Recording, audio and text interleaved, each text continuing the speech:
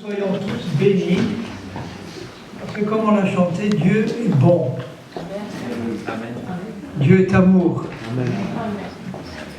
Alors certains peuvent déjà se dire, oui mais, si Dieu est amour, pourquoi je traverse telle difficulté? Pourquoi autour de nous, dans ce monde, il y a tant de malheur, tant de misère? J'ai rencontré plusieurs fois des gens qui me disent, oui mais si Dieu existe, il n'y aurait pas tous ces crimes, il n'y aurait pas tous ces malheurs, il n'y aurait pas toutes ces guerres, tout irait bien. Tu me dis que Dieu est amour et je ne vois que de la haine autour de moi. C'est vrai, hein? Et même dans la vie de beaucoup de chrétiens, il y a tellement de choses qui sont difficiles. Et ils peuvent parfois se demander, mais est-ce que Dieu qui est amour, il s'intéresse vraiment à moi? Pourquoi je traverse tant d'épreuves? Pourquoi je n'en sors pas? Ça vous est arrivé de vous dire ça? Moi, ça m'est arrivé de traverser des épreuves. Mais Dieu m'a fait la grâce de ne jamais mettre en doute sa bonté et son amour. Je savais qu'il y avait quelque chose qui m'empêchait de recevoir cet amour-là, mais que ce n'était pas la faute de Dieu. Quand j'ai perdu une fille à 5 ans et demi par accident, je ne connaissais pas encore le Seigneur, et le jour où j'ai appris, j'ai reçu cette révélation qui m'est tombée dessus, dans mon cœur, comme une parole que Dieu me disait, Dieu n'est pas responsable de la mort de ta fille. Du coup, je ne me suis pas révolté contre Dieu, j'ai cherché à savoir, du coup, si ce n'était pas Dieu qui pouvait être responsable de la mort de ma fille, et j'ai vite compris que dans l'univers invisible, il n'y a pas que Dieu. Il y a aussi une puissance des ténèbres qu'on appelle Satan et le diable, il existe celui-là aussi. Et même la Bible nous dit que c'est lui, le diable, le Dieu de ce monde. C'est pas le grand Dieu de l'univers, le Créateur qui est le Dieu de ce monde, c'est le diable. Vous voulez que je vous le lise? Dans 2 Corinthiens 4, l'apôtre Paul dit ceci, 2 Corinthiens 4, 3. Si notre évangile est encore voilé, il est voilé pour ceux qui périssent. Tout le monde périt autour de nous. Hein. On était tous destinés à périr, pas seulement physiquement, mais spirituellement. Il est voilé pour ceux qui périssent, pour les incrédules. Heureusement qu'on peut passer de l'état d'incrédule à l'état de croyant. Hein. Pour les incrédules, dont le Dieu de ce siècle a aveuglé l'intelligence, pour qu'ils ne voient pas briller la splendeur de l'évangile de la gloire de Christ. Donc il y en a un qui est appelé le Dieu de ce siècle, de ce monde, c'est Satan. Au départ, quand Dieu a créé le monde, il l'a créé pur, beau et parfait, tout était bon. Et quand il a créé l'homme et la femme, au départ, ils étaient très bons, ils étaient destinés à régner sur la terre. Dieu leur avait dit, voilà, vous régnez sur la création que j'ai faite pour vous. Ils étaient en communion avec Dieu, ils étaient reliés à Dieu, ils recevaient un flot de bénédictions de Dieu. Dieu les avait placés dans un jardin magnifique. Tout était à leur disposition pour être heureux dans la présence de Dieu. Et il fallait que leur fidélité soit éprouvée, soit testée. Une fidélité qui n'est pas éprouvée, elle ne vaut rien.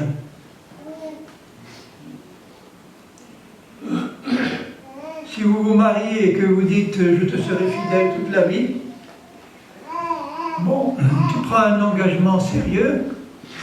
Heureusement que nous, chrétiens, nous avons la possibilité d'avoir un Dieu qui nous aide et qui nous équipe. Mais si tu dis que tu vas être fidèle à ta femme, c'est que tu vas être testé dans ta fidélité. Et il va falloir que tu prouves que tu sois fidèle. Si tu n'avais aucune occasion d'être infidèle, comment tu pourrais prouver que tu es fidèle? Celui qui est fidèle, c'est donc celui qui arrive à vaincre toutes les tentations d'être infidèle pour prouver qu'il est fidèle.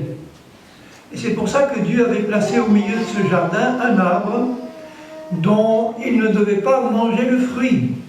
Et Dieu leur avait dit, tu peux faire tout ce que tu veux dans ce jardin, tu peux manger de tout, mais le jour où tu mangeras de ce fruit, tu mourras.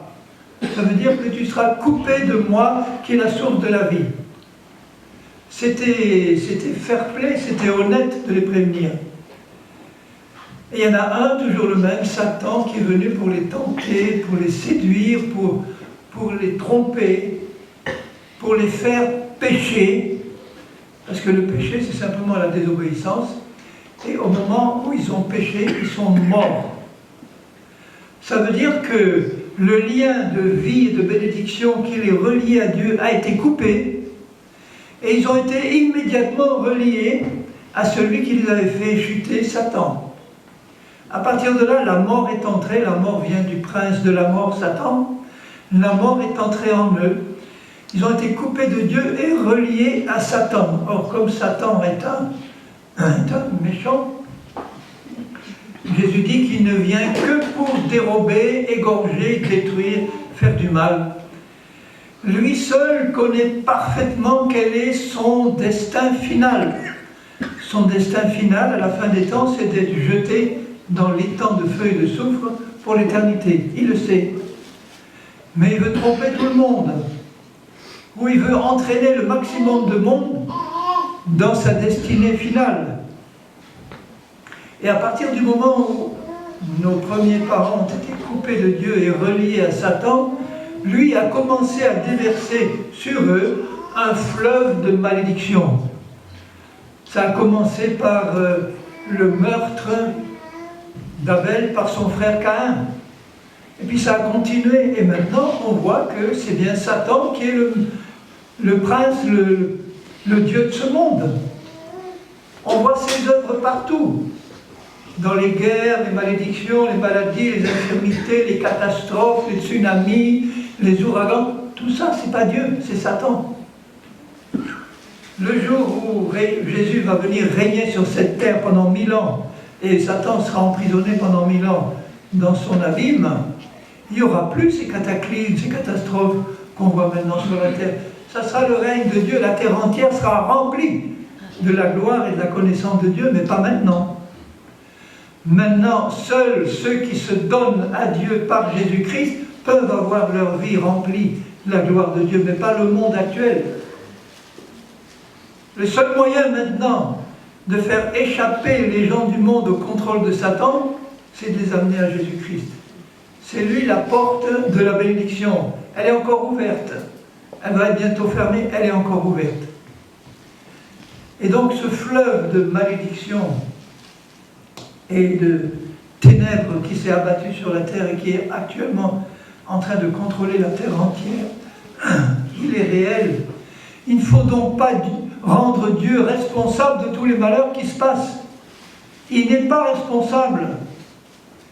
Lui, il est responsable du salut qu'il offre à l'humanité. Quand il a vu l'état catastrophique de ce monde, même l'apôtre Jean dit par exemple dans sa première épître au chapitre 5 et au verset 19, il dit « Nous savons que nous sommes de Dieu, ceux qui l'ont accepté, nous sommes de Dieu, et que le monde entier est sous la puissance du malin. » Il s'en donne à cœur joie, le malin, pour détruire les vies, détruire leur santé, détruire tout ce qui peut être bon à détruire, il le détruira. Y compris dans la vie des chrétiens qui se laissent faire ou qui ne savent pas comment amener sur eux la bénédiction de Dieu, qu'il veut pourtant leur donner. Donc Dieu se trouve maintenant devant un monde qui au départ l'a rejeté, puisque la malédiction s'est répandue sur tous les descendants de nos premiers parents. Nous naissons actuellement sous la malédiction. Nous héritons de la malédiction. Elle est sur nous dès la naissance. Dès le moment où les 2 premières cellules s'unissent, la malédiction est là. Comme une bombe à retardement qui va éclater un jour ou l'autre dans toutes nos vies. Sauf si on en sort. Regardez ce que Jean, le même Jean, le disciple Jean, dit dans son évangile. Au chapitre 3, Jésus parle à un docteur d'Israël, un grand religieux qui connaissait bien la Bible, mais qui ne connaissait pas vraiment la vérité. Et il lui dit ceci dans Jean 3,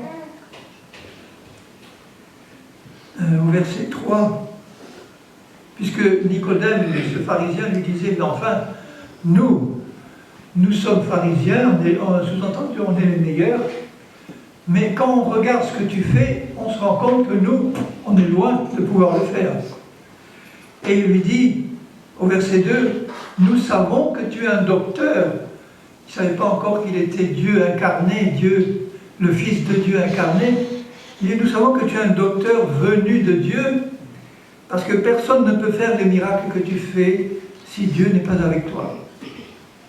Donc on reconnaît que tous ces miracles, ces choses surnaturelles que tu fais, ça ne peut venir que de Dieu. Et Jésus lui répondit au verset 3, en vérité, je te le dis, si un homme ne naît de nouveau, s'il ne passe pas par une nouvelle naissance, il ne peut pas voir le royaume de Dieu. Il ne peut pas le voir, donc il ne peut pas y entrer. Et comment un homme peut-il naître de nouveau quand il est vieux? Il comprenait ça au premier degré. Lui, il n'arrivait pas à comprendre que comment je suis vieux, et il faut que je revienne dans le sein de ma mère pour renaître. Il s'agit d'une nouvelle naissance spirituelle. Parce que le lien de mort qui nous reliait à Satan en naissant dans cette terre, ce lien a besoin d'être brisé par une mort et une résurrection. Il faut qu'on passe par une mort à notre état antérieur pour ressusciter à une vie nouvelle. C'est ça que représente Jésus, la porte. Quand on arrive devant Jésus, on arrive en tant qu'être contrôlé par Satan, et Jésus nous dit, tu veux sortir de là? Ben oui, j'aimerais bien, qu'est-ce qu'il faut faire? Il faut que tu meurs, et que tu ressuscites après. Et moi, je te ferai mourir et ressusciter. Est-ce que tu acceptes? Est-ce que tu veux mourir à cette vie pour renaître à une autre, plus belle?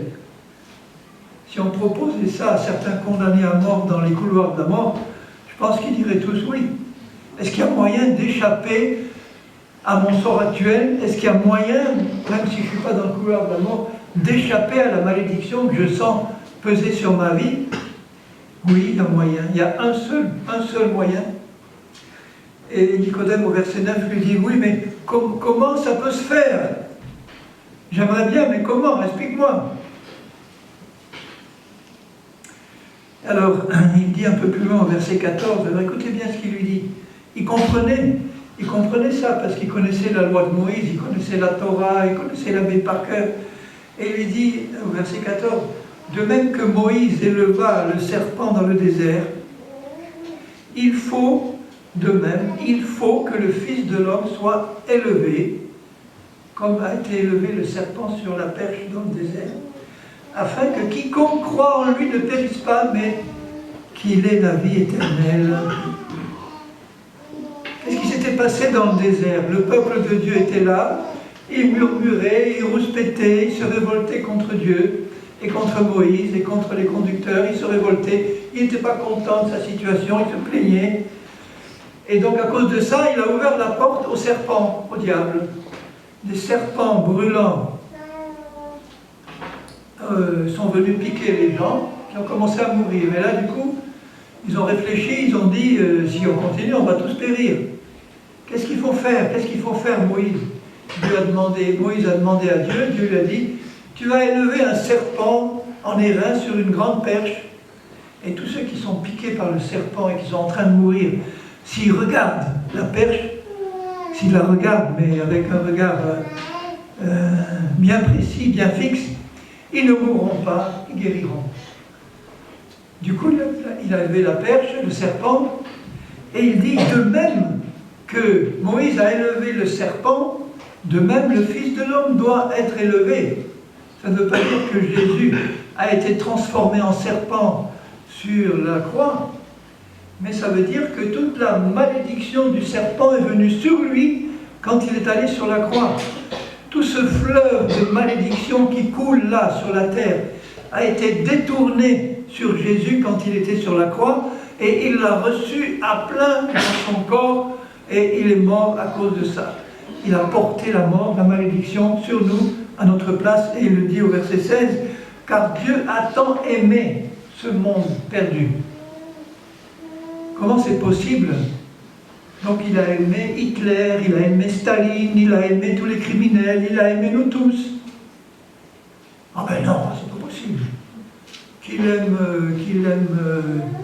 l'abbé Pierre, c'est normal, mais qu'il aime Staline et des criminels comme ça. Mais pour Dieu, on est tous des criminels. On a tous violé la loi de Dieu, on a tous péché. Le péché, c'est un crime contre Dieu. Et Dieu n'aime pas le péché, mais il aime le pécheur. Il nous aime tous d'un grand amour. Il est amour, il a besoin de déverser son amour sur quelqu'un. Et si ce quelqu'un est déjà la possession d'un autre, il ne peut pas déverser son amour sur lui. Si quelqu'un est entre les mains de Satan, dans le royaume de Satan, la bénédiction de Dieu ne peut pas l'atteindre, elle coule dessus, elle ne peut pas pénétrer. Il faut sortir d'abord. La première bénédiction, c'est de comprendre que Dieu a envoyé son Fils Jésus, qui était auprès de lui dans le ciel de toute éternité, qui était avec lui, qui était dans son sein, Dieu le Fils. Il a envoyé s'incarner dans une chair semblable à la nôtre, mais sans péché, pour que, à la fin de sa vie terrestre, à la fin de son ministère, il puisse monter sur cette perche, sur cette croix, être cloué là pour nous, et subir pour nous le jugement qui nous revenait. Pourquoi il y a un jugement qui est suspendu? Parce que Dieu, il est non seulement amour, mais il est juste. Il a dit, le péché ne restera pas impuni. C'est normal. Même dans ce monde, on peut le comprendre, qu'un criminel ne doit pas rester impuni. Imaginez une société où tous les criminels feraient ce qu'ils veulent sans jamais être punis. Avec la mentalité actuelle qui se développe, ça serait terrible. Il faut qu'il y ait une police, une justice qui fonctionne, tant bien que mal chez les hommes, mais la justice de Dieu, elle fonctionne parfaitement. Il a dit, le salaire du péché, c'est la mort. Le salaire qui va tomber sur le dos du pécheur, c'est la mort, c'est la condamnation. Et c'est ce qui est tombé sur Jésus quand il était sur la croix. Il a fallu que la justice de Dieu s'exerce. Dans le même chapitre 3, là, il dit, donc j'ai bien lu le verset 16, « Quiconque croit dans Jésus, le Fils, ne périra pas, il ne sera pas jugé, il ne sera pas condamné, il évitera toute la condamnation, mais qu'il reçoive, qu'il ait la vie éternelle, qui est la vie même de Dieu. » Et dans la vie de Dieu, il y a tout, il y a l'amour, il y a la joie, il y a la paix, il y a la bonté, il y a la prospérité à tous égards, il y a la guérison, il y a la santé, il y a le millénium, il y a l'éternité, il y a la Jérusalem céleste, il y a tout qui est inclus dans le fait de recevoir Jésus comme Sauveur et Seigneur. Toutes les bénédictions de Dieu sont incluses en Jésus. Il est la porte de la bénédiction. De même que Satan a été la porte de la malédiction. Lui, le Fils de l'homme, il est la porte de la bénédiction. Et à la fin de ce même chapitre, le dernier verset dit « Celui qui croit au Fils, il a la vie éternelle. » Il ne dit pas « il aura plus tard dans le ciel la vie ». Il a, dès le moment où il croit quoi? Eh bien, il croit d'abord que je suis sous la malédiction, il croit que j'ai péché, je crois que oui, j'ai fait des choses qui étaient des désobéissances à Dieu, j'ai menti, j'ai volé, j'ai tué. Comment tu as tué? Jésus dit, si tu te mets en colère contre ton frère, tu es un meurtrier. Tu le tues déjà. Les meurtres ont commencé par une haine qui a commencé à jaillir dans le cœur, et puis qui s'est développée avec le temps, et qui a fini par sortir par des cris, des hurlements. Et puis ça a fini par un coup de couteau, un coup de fusil. Mais Jésus dit, si tu te mets en colère, contre ton frère, tu es un meurtrier. Est-ce qu'il y en a ici qui se sont jamais mis en colère contre quelqu'un? Je ne parle pas de la sainte colère de Dieu, je parle de la vulgaire, grossière colère. Eh bien, c'est un meurtre. Si tu regardes une femme pour la convoiter, eh bien, tu as commis un adultère déjà. C'est puni de mort. Ah, mais c'est sévère. Ah oui, c'est très sévère. C'est pour ça que Jésus est mort, pour nous libérer de cette condamnation. Ça veut dire que là, il le dit, celui qui croit au Fils de Dieu, il a la vie. Dès l'instant où tu te reconnais pécheur et que tu crois à Jésus, tu as la vie. Ce n'est pas à ce moment-là que tu deviens parfait dans tous les domaines de ta vie. C'est là que ça commence le travail de perfectionnement. Mais là, à cet instant précis, tu reçois le pardon, tu es lavé de tous tes péchés, tu es lavé de tous tes péchés, exactement comme si tu n'avais jamais péché. Et le fleuve de malédiction qui coulait sur toi depuis Adam et Ève, il est stoppé là, à la porte qui est Jésus. Il est stoppé. Maintenant, il va falloir qu'il stoppe concrètement, parce que Jésus l'a stoppé par son sacrifice, mais la volonté de Dieu, c'est qu'on entre pleinement dans ce fleuve de bénédiction. Si tu n'y es pas entré encore en Jésus, c'est le moment d'y entrer. Si tu y es entré, mais qu'il y a encore des malédictions qui agissent, il faut que tu apprennes comment t'en libérer en utilisant les moyens que Jésus nous donne, et ils sont tout puissants. Mais celui qui croit au Fils a la vie éternelle, celui qui ne croit pas au Fils ne verra pas la vie, ça veut dire qu'il va rester dans la mort pour l'éternité, et la colère de Dieu demeure sur lui. Alors comment, dans le même chapitre, dans le même passage, il peut dire d'une fois, Dieu a tellement aimé le monde qu'il a donné son Fils, et de l'autre côté il dit, celui qui ne croit pas, la colère de Dieu demeure suspendue sur lui. Parce que l'amour de Dieu c'est une chose, et sa justice c'est une autre. Les deux fonctionnent en même temps. Si quelqu'un ne veut pas échapper à la colère de Dieu qui est tombée sur Jésus, il va falloir que cette colère tombe sur lui, parce que Dieu est juste. Il mettra en lumière tous les péchés cachés, toutes les pensées cachées des hommes qui n'ont pas été lavés dans le sang de Jésus. Tout a été inscrit, tout est inscrit dans les cieux. J'ai une amie américaine qui a vu un jour un ange apparaître dans son salon, ça arrive. J'en ai vu un jour, moi aussi. Un ange lui apparaît et lui dit, il lui dit ce qu'il avait à lui dire. Elle le teste. Tester les esprits, il dit, s'adresser à l'esprit pour lui dire, si tu viens de Dieu, confesse que Jésus est venu en chair. Parce qu'aucun démon ne peut confesser ça. Il ne peut pas. L'ange l'a confessé avec joie.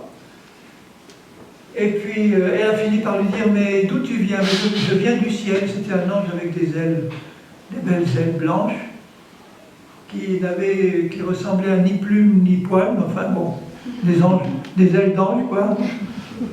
Et elle lui dit, mais qu'est-ce que tu fais dans le ciel? Il dit, je suis un ange scribe. Ah bon, et qu'est-ce que tu écris? J'écris dans les livres de Dieu. Et quoi? Toutes les pensées, les actions, les paroles des hommes, pour le jour du jugement. Tout est écrit, tout. Et au jour du jugement, les livres seront ouverts, comme c'est dit dans l'Apocalypse. Chacun a son livre.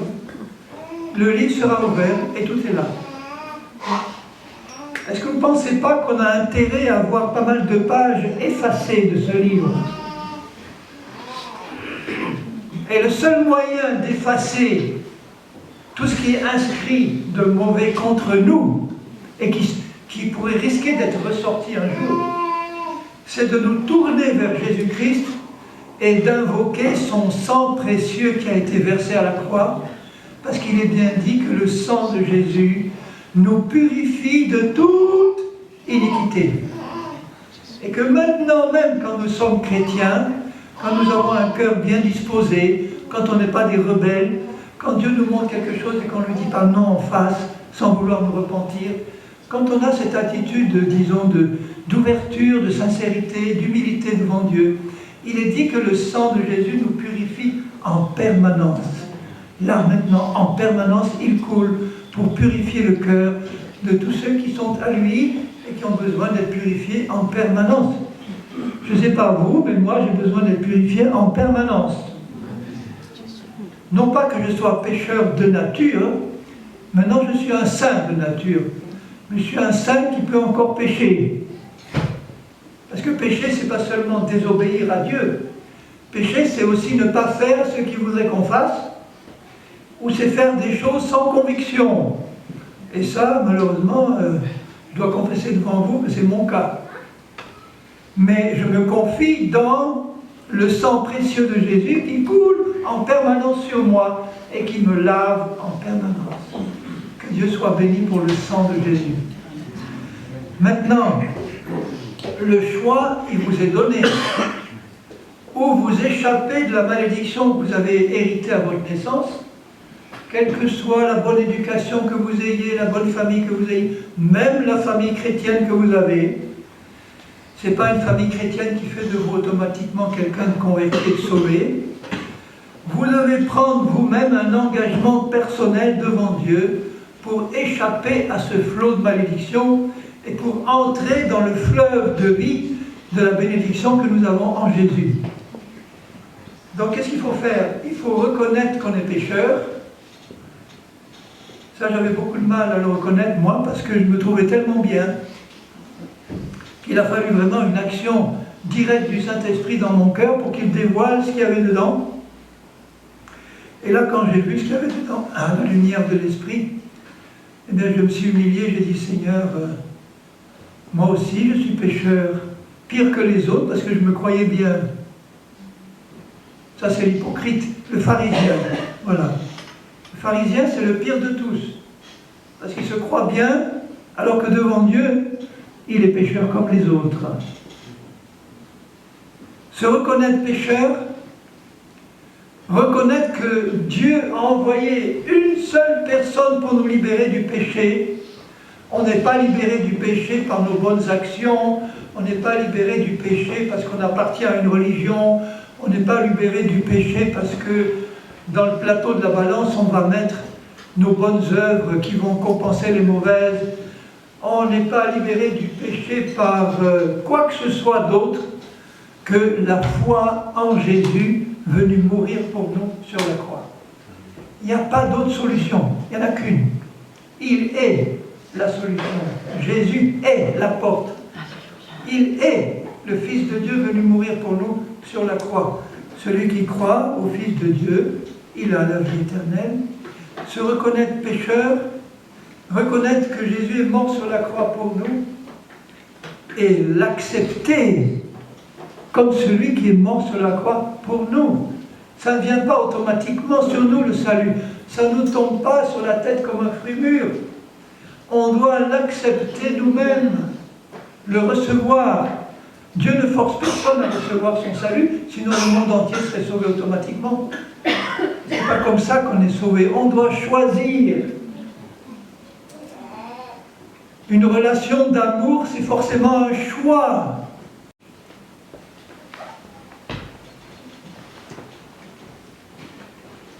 Si vous pouviez voir Jésus de vos yeux, si vous pouviez voir l'amour qui émane de cet être merveilleux qu'est Jésus, si vous pouviez plonger vos regards dans ses yeux pour voir ce fleuve d'amour qui sort de ses yeux, ces paroles d'amour qu'il peut prononcer sans jugement, sans condamnation, mais vous vous précipiteriez vers lui, sans hésiter. La résurrection de Jésus, c'est le fait historique le plus certain qui ait jamais pu être accompli. Quand Jésus est ressuscité, même ses disciples ne le croyaient pas, mais ils ont bien fallu qu'ils le constatent. Il était mort, ils l'ont vu mort, et 3 jours après, ils le voient ressuscité. Et il est dit que pendant 40 jours après sa résurrection, il est resté à Jérusalem publiquement, parlant à ses disciples librement. Une fois, il a parlé à plus de 500 personnes à la fois. Tout le monde dans Jérusalem savait que la résurrection était une réalité. Même les ennemis, même les Juifs, même les Romains. Ils étaient bien embêtés pour ça. Tout le monde savait. Quand quand des centaines de personnes voient quelqu'un ressusciter alors après l'avoir vu mort, il n'y a pas de discussion possible. Et ce qui a fait la force de la première Église, c'est d'abord d'avoir connu un sauveur ressuscité et de travailler ouvertement avec quelqu'un qui est ressuscité. Comment on peut s'opposer à quelqu'un sur lequel la mort n'a plus aucune prise? L'évangile s'est répandu dans l'Empire romain en quelques années. Pourquoi? Parce qu'il était accompagné par un Jésus ressuscité qui travaillait avec eux et pour eux.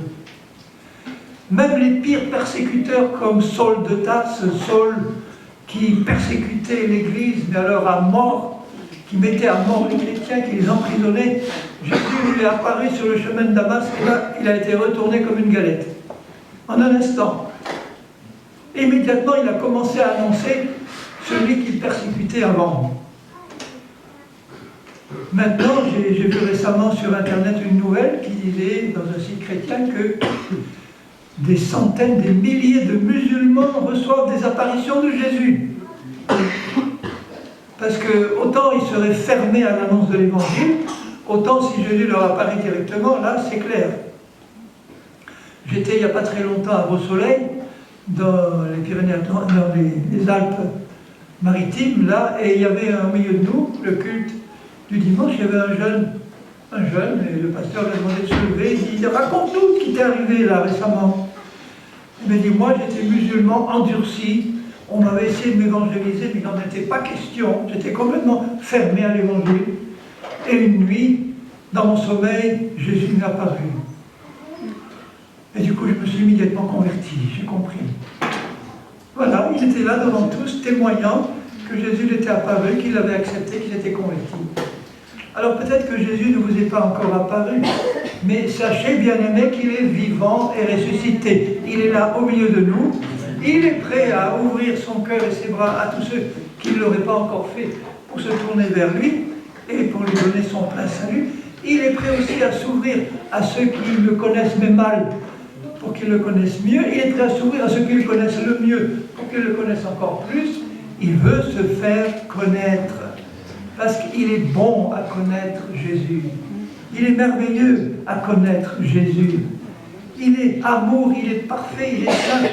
Est-ce que vous réalisez qu'il vous aime d'un amour éternel, au point d'avoir donné sa vie pour vous? Alors regardez ce que nous devons faire là dans Romains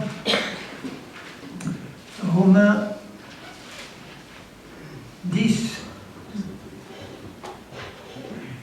Là, il est en train de parler des Juifs, de son peuple juif, et il est en train de dire, mais c'est terrible de penser que moi, juif, j'ai vu Jésus de mes yeux, je le sers, et de voir que la plupart de mon peuple, il est encore endurci dans la résistance.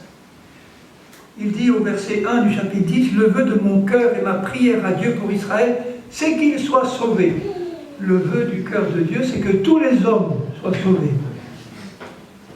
Et je leur rends le témoignage qu'ils ont du zèle pour Dieu, mais sans intelligence. C'est des bons religieux légalistes, mais qui n'ont pas compris la vérité. Et il dit un peu plus loin, qu'est-ce qu'il faut faire donc au verset 9? Romains 10, verset 9. Si tu confesses de ta bouche le Seigneur Jésus, et si tu crois dans ton cœur que Dieu l'a ressuscité des morts, tu seras sauvé. C'est difficile. Alors, pour croire qu'il est ressuscité, il faut d'abord croire qu'il est mort. Parce qu'un ressuscité, c'est d'abord quelqu'un qui était mort. Donc, croire qu'il est ressuscité, c'est croire qu'il est mort. Et qu'il est mort comment? Tout le monde sait dans la Bible comment Jésus est mort. Il est mort sur une croix, cloué sur une croix, portant dans son corps sur le bois de la croix le péché du monde entier, donc le tien et le mien. Voilà. Si tu crois ça, c'est que tu as cru d'abord que tu étais pécheur, par l'action du Saint-Esprit. Si tu crois ça, et de l'abondance de ce que tu crois dans ton cœur, tu le dis de ta bouche. Tu finiras bien par le dire de ta bouche. Parce qu'il faut le dire de sa bouche. Il y a plusieurs manières de confesser. Confesser, ça veut dire témoigner publiquement, ou ça veut dire dire quelque chose de conforme à ce qu'on nous a dit. Confesser, Quand étant jeune catholique, j'allais confesser mes péchés au prêtre, je me creusais la cervelle pour trouver quelque chose de sérieux. Je devais dire, confesser de ma bouche au prêtre ce que j'avais fait. Confesser, c'est dire de sa bouche ce qu'il y a dans le cœur. Là, c'est confesser ce qui s'est passé dans notre cœur. Voilà, j'ai cru, je crois que je suis un pécheur, que Jésus est mort pour moi sur la croix. Je l'ai accepté, j'ai compris qu'il y a un jugement et que si je n'accepte pas celui qui a été jugé pour moi, c'est moi qui serai jugé parce que Dieu est juste. Et que Dieu n'a pas envie de juger les hommes, il a envie de les bénir et de les sauver. J'ai connu un homme, celui qui m'a annoncé l'évangile au début de ma conversion, il y a déjà quelque temps, il était mort et ressuscité, 3 heures, et il m'a dit lui-même, dans le ciel, j'ai vu Jésus, il m'a montré la Bible, cette Bible-là, dans sa main, et il lui a dit, mais retourne sur la terre, dire aux hommes que je veux les sauver et les guérir.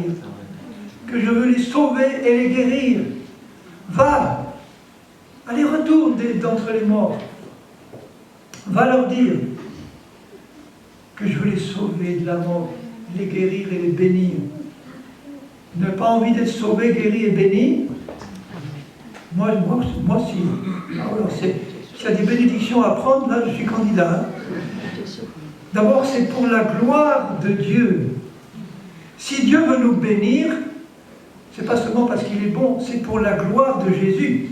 Comme Jésus a tout accompli pour nous sauver de la malédiction, qu'il a pris sur lui la condamnation, la malédiction, le jugement qui nous revenait, c'est pour ôter ce manteau noir qui était sur nous, et pour que le Dieu d'amour puisse vraiment nous bénir autant qu'il le veut.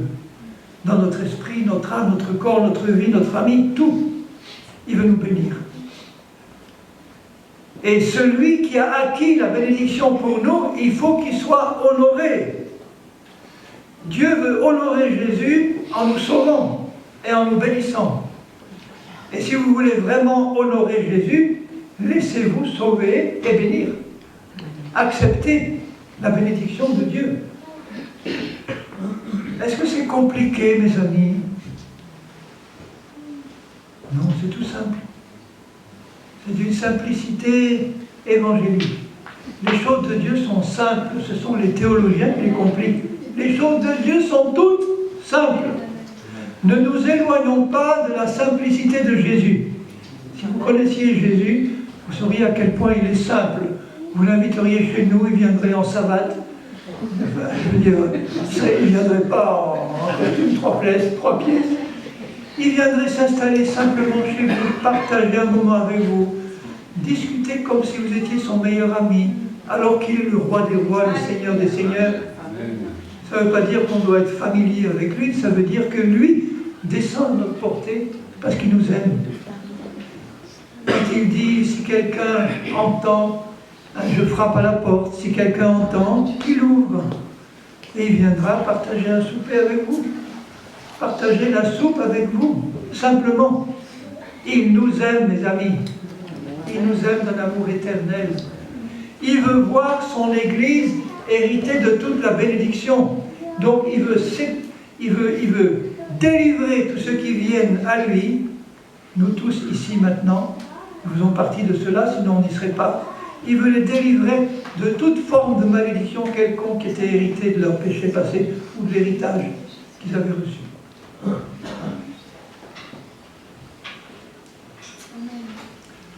Seigneur, je sais que tu es là au milieu de nous, par ton esprit. Tu es là pour confirmer dans les cœurs ta parole. Je vais lancer une invitation toute simple maintenant, je vais dire simplement ici, une manière de confesser, c'est une manière de reconnaître publiquement quelque chose. Si vous confessez, vous ne le confessez pas forcément tout seul dans votre chambre, vous le confessez devant quelqu'un. Je voudrais lancer l'invitation maintenant, s'il y a ici une personne, quelqu'un, jeune ou moins jeune, qui n'a pas encore vraiment donné son cœur et sa vie au Seigneur, qui n'a pas vraiment reconnu qu'il était pécheur, perdu, condamné, et que Jésus est mort pour lui ou pour elle, Si c'est le cas maintenant, si vous voulez donner votre vie au Seigneur, je vais prier pour vous. Levez la main maintenant. S'il y a quelqu'un qui n'a pas encore fait cette démarche vis-à-vis du Seigneur, qui n'a pas encore dit oui Seigneur, c'est vrai. Là, aujourd'hui, je veux régler ça une fois pour toutes maintenant devant toi. Je veux te donner entièrement ma vie maintenant. Je ne l'ai encore jamais fait vraiment, ou c'était vague, ou c'était dans une religion. Mais maintenant, j'ai compris la vérité. Et Seigneur, maintenant, du fond de mon cœur, je veux te donner ma vie entièrement maintenant. Et s'il y a quelqu'un qui veut faire ça maintenant, levez la main. Je vais prier pour vous. Voilà, j'ai vu ta main. Bon, c'est bon. Levez la main s'il y a quelqu'un. C'est une manière de le confesser. Si quelqu'un veut donner complètement sa vie à Jésus, il faut qu'il en prenne soin, qu'il fasse de vous son fils et sa fille une fois pour toutes. Levez la main maintenant, n'ayez pas honte, faites-le. Amen, je vous vois, personne ne vous voit, c'est pas la peine, on est devant le Seigneur.